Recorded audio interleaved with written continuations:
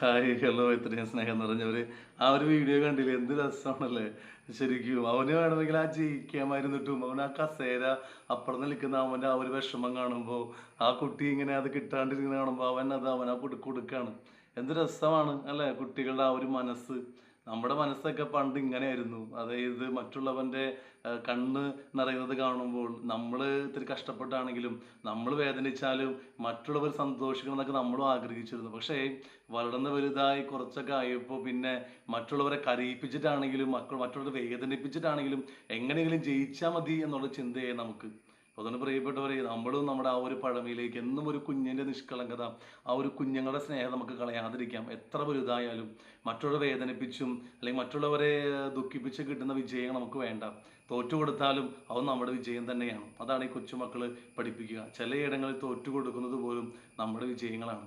Okay, thank you.